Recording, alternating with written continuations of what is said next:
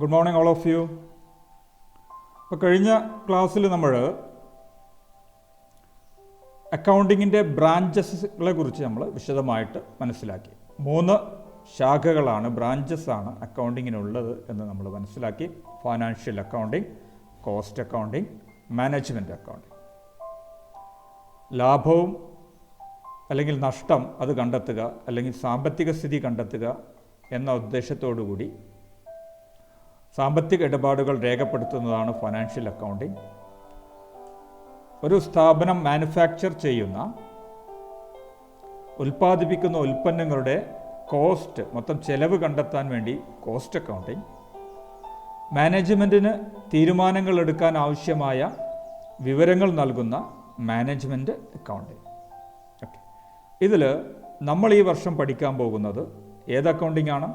Financial accounting. Okay, അപ്പോൾ ഇനി നമ്മൾ പറയുന്ന കാര്യങ്ങളെല്ലാം എന്തുമായി ബന്ധപ്പെട്ടതാണ്? ഫൈനാൻഷ്യൽ അക്കൗണ്ടിങ്ങുമായി ബന്ധപ്പെട്ടതാണെന്ന് നിങ്ങൾ മനസ്സിലാക്കി വെക്കുക. അപ്പോൾ ഇനി നമ്മൾ അക്കൗണ്ടിങ് എന്ന് പറയുമ്പോൾ അതെന്താണ്? Financial accounting. ഓക്കെ, ഇന്ന് നമ്മൾ 2 പ്രധാനപ്പെട്ട കാര്യങ്ങളാണ് ചർച്ച ചെയ്യാൻ തീരുമാനം. 2 കാര്യങ്ങൾ. ഈ ചാപ്റ്ററിലെ ഏറ്റവും സിമ്പിളായിട്ടുള്ളതും അതേസമയം എക്സാമിന് വളരെ പ്രാധാന്യമുള്ളതുമായ 2 ടോപ്പിക്. അതിലാദ്യത്തേത് ഒബ്ജക്റ്റീവ്സ് ഓഫ് അക്കൗണ്ടിങ്. എന്താ ഒബ്ജക്റ്റീവ്സ് എന്ന് പറഞ്ഞാൽ? ലക്ഷ്യങ്ങൾ, അല്ലേ? Objectives of accounting. അപ്പോൾ അക്കൗണ്ടിങ് എന്ന് പറയുമ്പോൾ ഫൈനാൻഷ്യൽ അക്കൗണ്ടിങ്, അല്ലേ? ഫൈനാൻഷ്യൽ അക്കൗണ്ടിങ് ചെയ്യുന്നത് എന്ത് ലക്ഷ്യം മുന്നിൽ കണ്ടുകൊണ്ടാണ്, എന്തെല്ലാം കാര്യങ്ങൾ നേടാൻ വേണ്ടിയിട്ടാണ് എന്നാണ് നമ്മളിന്ന് ആദ്യം പഠിക്കാൻ പോകുന്നത്. അപ്പോൾ ഫൈനാൻഷ്യൽ അക്കൗണ്ടിങ് എന്താണെന്ന് പറഞ്ഞപ്പോൾ അതിൽ പ്രധാനപ്പെട്ട കാര്യങ്ങളൊക്കെ നമ്മൾ ഓൾറെഡി ഡിസ്കസ് ചെയ്തു, അല്ലേ? ഇനി പറയുന്ന കാര്യങ്ങളെല്ലാം നിങ്ങൾ ഓൾറെഡി അറിയുന്ന കാര്യങ്ങളാണ്. ഫൈനാൻഷ്യൽ അക്കൗണ്ടിങ്ങിൽ അതെന്താണെന്ന് പറഞ്ഞപ്പോൾ നമ്മൾ പറഞ്ഞു 2 കാര്യങ്ങൾ കണ്ടെത്താൻ, പ്രോഫിറ്റ് അല്ലെങ്കിൽ ലോസ് കണ്ടെത്താൻ, അതുപോലെ തന്നെ സാമ്പത്തിക സ്ഥിതി കണ്ടെത്താനായിട്ട് എന്ത് രേഖപ്പെടുത്തി വെക്കുന്നു? എന്താ രേഖപ്പെടുത്തി വെക്കുന്നത്? സാമ്പത്തിക ഇടപാടുകൾ, ഫൈനാൻഷ്യൽ ട്രാൻസാക്ഷൻസ്.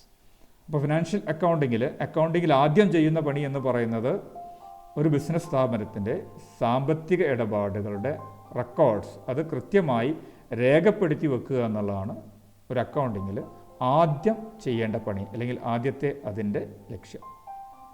കൃത്യമായിട്ട് രേഖപ്പെടുത്തി വെക്കുക, അല്ലേ? സോ നമുക്ക് ആദ്യത്തെ ലക്ഷ്യമായിട്ട് പറയാം, എന്താണ്?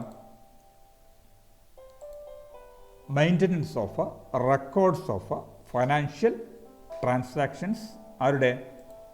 Of a business. ഒരു ബിസിനസ് സ്ഥാപനത്തിൻ്റെ സാമ്പത്തിക ഇടപാടുകളുടെ റെക്കോർഡ്സ്, അതിൻ്റെ രേഖകൾ മെയിൻറ്റെയിൻ ചെയ്യുക, നിലനിർത്തുക, സൂക്ഷിച്ചു വെക്കുക. ദാറ്റ് മീൻസ് അത് കൃത്യമായി രേഖപ്പെടുത്തി വെക്കുക. എല്ലാ സാമ്പത്തിക ഇടപാടും ഒന്നുപോലും മിസ്സാവാതെ രേഖപ്പെടുത്തി വെക്കുക മാത്രമല്ല, അതിന് കൃത്യമായ എവിഡൻസ്, തെളിവുകൾ സൂക്ഷിക്കുകയും വേണം. അപ്പോൾ നമ്മൾ ബുക്സിൽ സാമ്പത്തിക ഇടപാടുകൾ രേഖപ്പെടുത്തി വെക്കുമ്പോൾ അത് വെറുതെ രേഖപ്പെടുത്തി വെക്കുകയല്ല, അതിന് തെളിവുകളും വേണം, അല്ലേ? എന്താ തെളിവ്? ഉദാഹരണമായിട്ട് പറഞ്ഞാൽ നമ്മൾ 50,000 രൂപയുടെ സാധനങ്ങൾ ഒരു സപ്ലയറുടെ കയ്യിൽ നിന്ന് മേടിച്ചു. അപ്പോൾ നമ്മൾ ബുക്സിൽ എഴുതി വെക്കും 50,000 രൂപയുടെ സാധനം മേടിച്ചു. അത് എഴുതി വെച്ചാൽ മാത്രമല്ല, അതിന് തെളിവും വേണം, അല്ലേ? പിന്നീടൊരു കാലത്ത് നമുക്കത് ചെക്ക് ചെയ്യുമ്പോൾ അതിന് എവിഡൻസ് വേണം. എന്തായിരിക്കും നമ്മുടെ കയ്യിലുണ്ടാവുന്ന എവിഡൻസ്? അത് മേടിച്ച ബില്ല് കയ്യിലുണ്ടാവും, അല്ലേ? ഉണ്ടാവില്ലേ? അതും കൃത്യമായിട്ട് സൂക്ഷിച്ചു വെക്കണം. അപ്പോൾ സാമ്പത്തിക ഇടപാടുകളുടെ റെക്കോർഡ്സ് മെയിൻറ്റെയിൻ ചെയ്യുക എന്ന് പറയുമ്പം അത് കൃത്യമായി രേഖപ്പെടുത്തി വെക്കലും അതിൻ്റെ റെക്കോർഡ്സ് മെയിൻറ്റെയിൻ ചെയ്യുകയും വേണം, അതിൻ്റെ എവിഡൻസ് സൂക്ഷിക്കുകയും വേണം. വേണ്ടേ? Okay, fine. അപ്പോൾ ഫസ്റ്റ് ഒബ്ജക്റ്റീവായിട്ട് നിങ്ങൾ ഇത്ര മാത്രം പറഞ്ഞാൽ മതി: maintenance of records of financial transactions of a business. ഒരു ബിസിനസ് സ്ഥാപനത്തിൻ്റെ സാമ്പത്തിക ഇടപാടുകൾ കൃത്യമായി രേഖപ്പെടുത്തി വെക്കുക എന്നുള്ളതാണ് അക്കൗണ്ടിങ്ങിൻ്റെ ആദ്യത്തെ ലക്ഷ്യം. ശരിയല്ലേ? Okay, fine. ഇനി ഈ റെക്കോർഡ്സ് മെയിൻറ്റെയിൻ ചെയ്യുമ്പം 2 ഉദ്ദേശങ്ങൾ നമ്മളെ മനസ്സിലുണ്ട്, അല്ലേ? എന്തൊക്കെ കാണാൻ വേണ്ടിയിട്ടായിരുന്നു? ആദ്യത്തേത് ലാഭമാണോ നഷ്ടമാണോ എന്നറിയാൻ വേണ്ടിയിട്ട്, അല്ലേ? ഓക്കെ, അപ്പോൾ അടുത്ത ഒബ്ജക്റ്റീവായിട്ട് നമുക്ക് ഇങ്ങനെ പറയാം, എന്താണ്? Calculation of profit or loss. Profit and loss. ലാഭമാണോ അല്ലെങ്കിൽ നഷ്ടമാണോ എന്ന് കണ്ടെത്തുക. ലാഭവും നഷ്ടവും കണ്ടെത്തുക. അപ്പോൾ സാമ്പത്തിക ഇടപാടുകൾ നമ്മൾ കൃത്യമായി രേഖപ്പെടുത്തി വെക്കുന്നത് എന്തിനു വേണ്ടിയിട്ടാണ്? ലാഭവും നഷ്ടവും കണ്ടെത്താൻ വേണ്ടി. ഓക്കെ, അപ്പോൾ അതിനായിട്ട് നമ്മൾ ഒരു പ്രോഫിറ്റ് ആൻഡ് ലോസ് അക്കൗണ്ട് തയ്യാറാക്കി നമ്മൾ ലാഭം നഷ്ടവും കണ്ടെത്തും. അതെങ്ങനെയാണെന്നൊക്കെ നിങ്ങൾ വിശദമായിട്ട് പിന്നീട് പഠിക്കും. ഓക്കെ, ലാഭവും നഷ്ടവും കാണൽ മാത്രമല്ല ഫിനാൻഷ്യൽ അക്കൗണ്ടിങ്ങിൻ്റെ ലക്ഷ്യമെന്ന് നിങ്ങൾ മുമ്പേ പഠിച്ചിട്ടുണ്ട് അല്ലേ. ഒരു കാര്യം കൂടിയുണ്ട്, എന്താണ്? Yes, depiction of A financial position of the business. മൂന്നാമത്തെ ലക്ഷ്യം എന്ന് പറയുന്നത് എന്താണ്?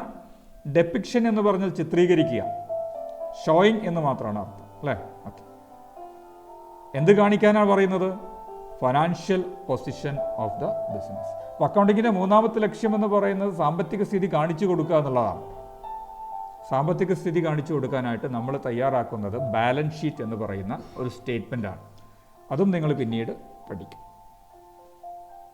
ഓക്കെ, ഇപ്പോൾ 3 ലക്ഷ്യങ്ങൾ, ഈ 3 ലക്ഷ്യങ്ങൾ നിങ്ങൾ ഫിനാൻഷ്യൽ അക്കൗണ്ടിങ് എന്താണെന്ന് പഠിച്ചപ്പോഴേ നിങ്ങൾ പഠിച്ചു കഴിഞ്ഞിട്ടുണ്ട് അല്ലേ. എന്തൊക്കെയാണ്? Maintenance of records of financial transactions of the business, calculation of profit and loss and depiction of financial position of the business. ഒരു ബിസിനസ് സ്ഥാപനത്തിൻ്റെ സാമ്പത്തിക ഇടപാടുകൾ കൃത്യമായി രേഖപ്പെടുത്തി വെക്കുക, ലാഭവും നഷ്ടവും കണ്ടെത്തുക, അതുപോലെ തന്നെ സാമ്പത്തിക സ്ഥിതി കാണുക. ഫൈൻ, 3 പ്രധാനപ്പെട്ട ലക്ഷ്യങ്ങൾ അല്ലേ. നിങ്ങൾ ഓൾറെഡി പഠിച്ച കാര്യങ്ങൾ തന്നെയാണ്. അതുകൂടാതെ നമ്മൾ ഒന്നും കൂടി നമ്മൾ ആഡ് ചെയ്യാം ഒബ്ജക്റ്റീവായിട്ട് അല്ലേ. എന്താണത്? ഈ കാര്യങ്ങളൊക്കെ കണ്ടെത്തിയാൽ മാത്രം പോരാ, അത് ആവശ്യമുള്ള ആൾക്കാരിലേക്ക് എത്തിക്കണം. അതും അക്കൗണ്ടിങ്ങിൻ്റെ ഫംഗ്ഷനാണ് അല്ലേ. ഓക്കെ, സാമ്പത്തിക സ്ഥിതി കണ്ടെത്തി, പ്രോഫിറ്റ് ആൻഡ് ലോസ് കണ്ടെത്തി, കൃത്യമായി കണക്കുകളൊക്കെ നമ്മൾ രേഖപ്പെടുത്തി വെച്ചു. എന്നിട്ട് അങ്ങനെ വെച്ചാൽ മതിയോ? ആർക്കെത്തിക്കണം? Yes, providing accounting information to various users. അതാവശ്യമുള്ള വിവിധ ആൾക്കാരിലേക്ക് ഈ ഇൻഫർമേഷൻ എത്തിക്കുക എന്നതും അക്കൗണ്ടിങ്ങിൻ്റെ ഒബ്ജക്റ്റീവാണ്, ലക്ഷ്യമാണ് അല്ലേ. ആരൊക്കെ യൂസേഴ്സ് എന്ന് നിങ്ങൾ പഠിച്ചു കഴിഞ്ഞു അല്ലേ. 2 ഗ്രൂപ്പായിട്ട് നമ്മൾ തരംതിരിച്ചു. ആരൊക്കെയാണ്? ഇൻറ്റേർണൽ യൂസേഴ്സും അതുപോലെ തന്നെ എക്സ്റ്റേണൽ യൂസേഴ്സും. ആരാണ് ഇൻറ്റേർണൽ? സ്ഥാപനത്തിനകത്തുള്ള ആൾക്കാർ, അത് ഓണേഴ്സ്, മുതലാളിമാരും അതുപോലെ തന്നെ മാനേജ്മെൻറ്റും, ബിസിനസ്സിനെ നിയന്ത്രിക്കുന്ന ആൾക്കാരും അല്ലേ.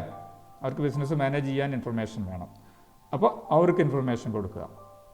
അതുപോലെ തന്നെ ബിസിനസ്സിന് പുറത്തുള്ള കുറേ ആൾക്കാരുണ്ട്, potential investors, banker, creditors, suppliers, government, tax authorities എന്നൊക്കെ പറഞ്ഞ് ഒരുപാട് പേര്, കസ്റ്റമേഴ്സ് അല്ലേ. ഇത്തരത്തിലുള്ള യൂസേഴ്സിന് ഈ ഇൻഫർമേഷൻ എത്തിക്കുക, പ്രൊവൈഡ് ചെയ്യുക, നൽകുക എന്നതും അക്കൗണ്ടിങ്ങിൻ്റെ ലക്ഷ്യമാണ്.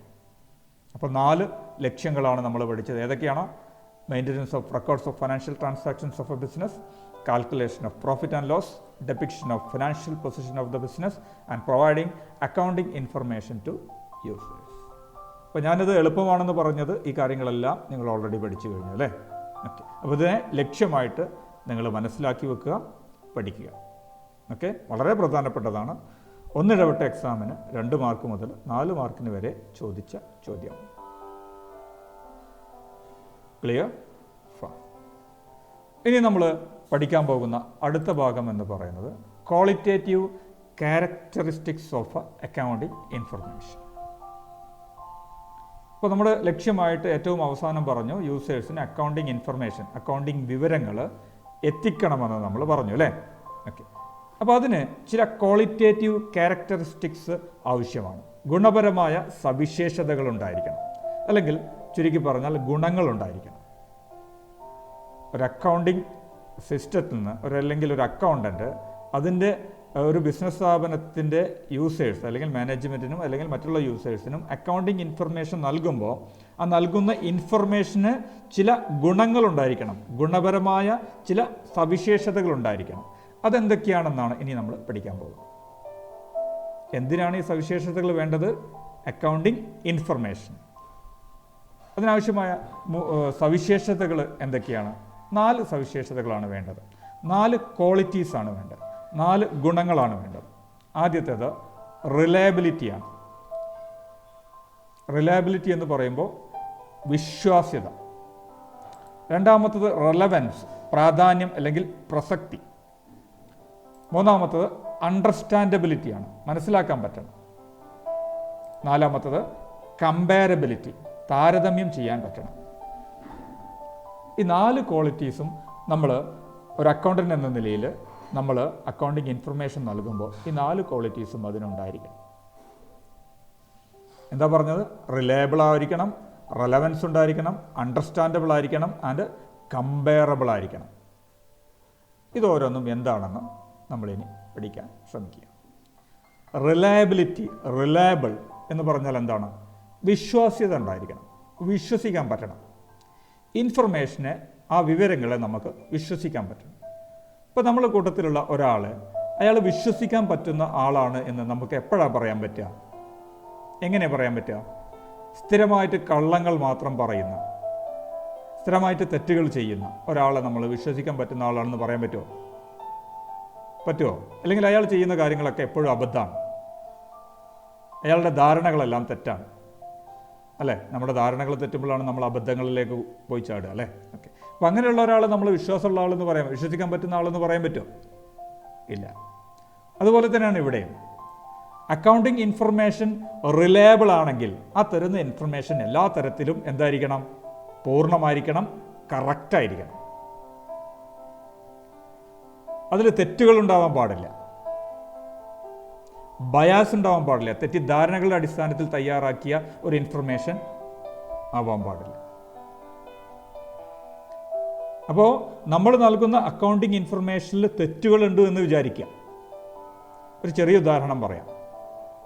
നമുക്ക് കസ്റ്റമർ 50,000 രൂപ തരാനുള്ളൊരു കസ്റ്റമറായിരുന്നു. അയാൾ 50,000 രൂപ നമുക്ക് ക്യാഷ് തന്നു. 50,000 രൂപ തരാനുള്ള 50,000 രൂപ തന്നാൽ അതോടുകൂടി അയാളൊന്നും പിന്നീട് തരാനില്ല, അല്ലേ? ശരിയല്ലേ? ഓക്കെ. നമ്മൾ ഈ 50,000 രൂപ ബുക്സിൽ റെക്കോർഡ് ചെയ്തപ്പോൾ ഒരു 0 അങ്ങ് പോയി. സ്വാഭാവികം അല്ലേ? ഒരു 0 നമുക്ക് എപ്പോഴും പറ്റുന്ന തെറ്റാണ്. 50,000 റെക്കോർഡ് ചെയ്തപ്പോൾ നമ്മൾ എത്ര റെക്കോർഡ് ചെയ്ത്? ഒരു 0 കുറഞ്ഞു. അപ്പോൾ എത്രയായി? 5,000 ആയി, അല്ലേ? ഓക്കെ. അപ്പോൾ 50,000 കിട്ടാനുണ്ടായിരുന്നു. കിട്ടിയ ക്യാഷ് 5,000 എന്ന് റെക്കോർഡ് ചെയ്ത് കഴിഞ്ഞാൽ പിന്നെ നമ്മുടെ കണക്കിൽ ബാക്കി 45,000 കിട്ടാനുണ്ട് എന്ന് കാണിക്കും, അല്ലേ? ശരിക്കും 45,000 കിട്ടാനുണ്ടോ? എത്ര കിട്ടാനുള്ളൂ? ഒന്നും കിട്ടാനില്ല, അല്ലേ? ഓക്കെ. എന്നിട്ട് ഈ വിവരമാണ് നമ്മൾ മാനേജ്മെൻറ്റ് ചോദിക്കുകയാണ്. ആൾക്കാരുടെ അടുത്ത് നിന്നൊക്കെ കിട്ടാനുള്ള ക്യാഷിൻ്റെ കണക്ക് ചോദിച്ചപ്പോൾ നമ്മൾ ഈ കസ്റ്റമറുടെ അടുത്ത് 45,000 കിട്ടാനുണ്ട് എന്നുള്ള വിവരം നമ്മൾ മാനേജ്മെൻറ്റിന് കൊടുത്താലോ? ഇങ്ങനെയാണ് നമ്മൾ വിവരങ്ങൾ കൊടുക്കുന്നതെങ്കിൽ പിന്നീട് നമ്മൾ നൽകുന്ന വിവരങ്ങളൊന്നും അത് കിട്ടുന്ന ആൾ വിശ്വസിക്കൂല, അല്ലേ? ശരിയല്ലേ? Okay, fine. അപ്പോൾ റിലയബിലിറ്റി ഉണ്ടാവണമെങ്കിൽ നമ്മൾ കൊടുക്കുന്ന ഇൻഫർമേഷൻ എന്തായിരിക്കണം? കറക്റ്റായിരിക്കണം, എല്ലാ തരത്തിലും അത് പൂർണ്ണമായിരിക്കണം. ശരിയല്ലേ? ഓക്കെ. അപ്പോൾ റിലയബിലിറ്റി ഉണ്ടാകാൻ വേണ്ടിയിട്ട് നമ്മൾ ചെയ്യേണ്ടത് information should be free from errors and bias. Information should be free ആയിരിക്കണം, മുക്തമായിരിക്കണം. എന്തിൽ നിന്ന്? തെറ്റുകളിൽ നിന്നും. ബയാസ് എന്ന് പറയുമ്പോൾ തെറ്റിദ്ധാരണകളിൽ നിന്നും മുക്തമായിരിക്കണം. തെറ്റായ ധാരണ വെച്ച് നമ്മൾ കണക്ക് എഴുതി കഴിഞ്ഞാലും അത് വീണ്ടും തെറ്റിലേക്ക്, മിസ്റ്റേക്സിലേക്ക് വരും. ശരിയല്ലേ? ഓക്കെ. അപ്പോൾ ഇൻഫർമേഷന് റിലയബിലിറ്റി ഉണ്ടാവണമെങ്കിൽ it should be free from errors. Errors എന്ന് പറഞ്ഞാൽ തെറ്റ്, ബയാസ് എന്ന് പറഞ്ഞാൽ തെറ്റിദ്ധാരണകൾ, അല്ലേ? ഓക്കെ. ഇതിൽ നിന്ന് മുക്തമായാൽ മാത്രമേ ഇൻഫർമേഷൻ എന്താവുള്ളൂ? റിലയബിലിറ്റി ഉണ്ടാവുള്ളൂ. അപ്പോൾ ഷോർട്ടായിട്ട് ഇത്ര മാത്രം പഠിച്ചാൽ മതി. റിലയബിലിറ്റി ഉണ്ടാവാൻ വേണ്ടി എന്ത് ചെയ്യണം? നമ്മൾ നൽകുന്ന അക്കൗണ്ടിങ് ഇൻഫർമേഷനിൽ തെറ്റുകൾ ഉണ്ടാവാൻ പാടില്ല, തെറ്റിദ്ധാരണകളുടെ അടിസ്ഥാനത്തിൽ തയ്യാറാക്കിയ ഇൻഫർമേഷനും ആവാൻ പാടില്ല. ഓക്കെ. അപ്പോൾ അത് പൂർണ്ണമാണ്, അതിൽ യാതൊരു തെറ്റുകളും ഇല്ലെങ്കിൽ അതിന് റിലയബിലിറ്റി ഉണ്ടാവും. എല്ലാ തരത്തിലും കറക്റ്റ് ആണെങ്കിൽ അതിലെന്തുണ്ടാവും? റിലയബിലിറ്റി ഉണ്ടെന്ന് നമുക്ക് പറയാം. ആ ഇൻഫർമേഷൻ നമുക്ക് വിശ്വസിക്കാൻ പറ്റും, അല്ലേ? ഓക്കെ. ഇനി രണ്ടാമത്തേതെന്ന് പറയുന്നത് എന്താ? റെലവൻസ്, പ്രസക്തി ഉണ്ടാവണം, പ്രാധാന്യം ഉണ്ടായിരിക്കണം. അതെങ്ങനെയാണ് പ്രാധാന്യം ഉണ്ടാവുക? നേരത്തെ തീരുമാനങ്ങൾ എടുക്കുമ്പോൾ ഇൻഫർമേഷൻ ആവശ്യമുണ്ടെന്ന് ബ്രാഞ്ചസ് പറഞ്ഞപ്പോൾ പറഞ്ഞു, അല്ലേ? ഓക്കെ. മാനേജ്മെൻറ്റിന്. ഓക്കെ. അപ്പോൾ മാനേജ്മെൻറ്റ് ആവശ്യപ്പെടുന്ന വിവരം അത് കൃത്യസമയത്ത് കിട്ടണം അവർക്ക്, അല്ലേ? വൈകിട്ട് കിട്ടിയിട്ട് വല്ല കാര്യമുണ്ടോ? മാനേജ്മെൻറ്റ് തീരുമാനങ്ങൾ എടുക്കാൻ കൃത്യസമയത്ത് ഇൻഫർമേഷൻ കിട്ടണം, അല്ലേ? ഓക്കെ. അപ്പോൾ അക്കൗണ്ടിങ്ങിനോട് നിങ്ങളോട് ചോദിക്കുകയാണ്, മൊത്തം ഈ വർഷത്തെ സെയിൽ എത്രയാണ് എന്ന് ചോദിച്ചാൽ നിങ്ങൾ പറയും 2 ആഴ്ച കഴിഞ്ഞിട്ട് തരാമെന്ന് പറഞ്ഞാലോ? വല്ല കാര്യമുണ്ടോ?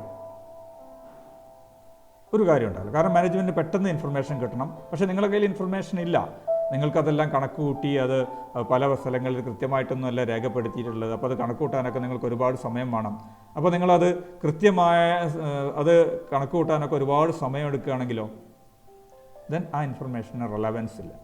റെലവൻസ് ഉണ്ടാവണമെങ്കിൽ information should be given in time. കൃത്യസമയത്ത് നൽകണം, അല്ലെങ്കിൽ വളരെ പെട്ടെന്ന് നൽകാൻ പറ്റണം. അപ്പോൾ എപ്പോഴാണ് റെലവൻസ് ഉണ്ടാവുക, എപ്പോഴാണ് ഇൻഫർമേഷന് പ്രസക്തി ഉണ്ടാവുക? If information must be available in time then it has relevance. ആവശ്യമുള്ള സമയത്ത്, കൃത്യസമയത്ത് ഇൻഫർമേഷൻ അവൈലബിൾ ആണെങ്കിൽ അതിന് റെലവൻസ് ഉണ്ട്. നമുക്ക് എന്താവശ്യത്തിനാണോ ഇൻഫർമേഷൻ, ആ ആവശ്യം കഴിഞ്ഞതിന് ശേഷം പിന്നെ ആ ഇൻഫർമേഷൻ കിട്ടിയിട്ട് ഒരു കാര്യമില്ല. ഉണ്ടോ? അപ്പോൾ റെലവൻസ് ഉണ്ടാവണമെങ്കിൽ എന്ത് ചെയ്യണം? ഇൻഫർമേഷൻ എങ്ങനെയായിരിക്കണം? Available in time. ആ ഏത് സമയത്താണ് ആവശ്യമുള്ളത് ആ സമയത്ത് കിട്ടണം. അതിന് വേണ്ടിയിട്ടാണ് ഇപ്പം നമ്മൾ എന്ത് ഉപയോഗിക്കുന്നത്? അക്കൗണ്ടിങ് സിസ്റ്റത്തിലൊക്കെ കമ്പ്യൂട്ടറുകളുടെ ഉപയോഗിക്കുന്നത് അല്ലേ? ഇപ്പോൾ കമ്പ്യൂട്ടറുകൾ ഉപയോഗിച്ച് കഴിഞ്ഞാൽ ഒരൊറ്റ ക്ലിക്കിൽ തന്നെ എന്ത് ഇൻഫർമേഷനും കിട്ടും. അപ്പോൾ റെലവൻസ് ഉണ്ടാവാൻ വേണ്ടിയിട്ട് നമ്മൾ കമ്പ്യൂട്ടറൈസ്ഡ് അക്കൗണ്ടിങ് സിസ്റ്റങ്ങൾ ഉപയോഗിക്കും അല്ലേ? Okay, fine. അപ്പോൾ റിലയബിലിറ്റി ആദ്യത്തേത്. റിലയബിലിറ്റി, വിശ്വാസ്യത ഉണ്ടാവാൻ എന്ത് ചെയ്യണം? നമ്മുടെ അക്കൗണ്ടിങ് ഇൻഫർമേഷനിൽ തെറ്റുകളോ തെറ്റിദ്ധാരണകളോ ഒന്നും ഉണ്ടാവാൻ പാടില്ല. റെലവൻസ് ഉണ്ടാവണമെങ്കിൽ എന്ത് ചെയ്യണം? കൃത്യസമയത്ത്, യൂസേഴ്സ് ചോദിക്കുന്ന ആ സമയത്ത് തന്നെ നമുക്ക് നൽകാൻ പറ്റണം. ഫൈൻ. ഇനി മൂന്നാമത്തത് അണ്ടർസ്റ്റാൻഡബിലിറ്റി. ഇൻഫർമേഷൻ കറക്റ്റാണ്, കൃത്യസമയത്ത് നൽകി, അത് മാത്രം പോരാ, എന്താവണം? അണ്ടർസ്റ്റാൻഡബിൾ ആവണം, മനസ്സിലാക്കാൻ പറ്റണം അല്ലേ? നമ്മൾ കൊടുക്കുന്ന ഇൻഫർമേഷൻ അത് കിട്ടുന്ന ആൾ, അയാൾക്ക് നമ്മൾ ഉദ്ദേശിച്ച രൂപത്തിൽ തന്നെ മനസ്സിലാക്കാൻ പറ്റണം. അയാൾ കണക്കൊന്നും അറിയാത്ത ആളാണ് അല്ലേ?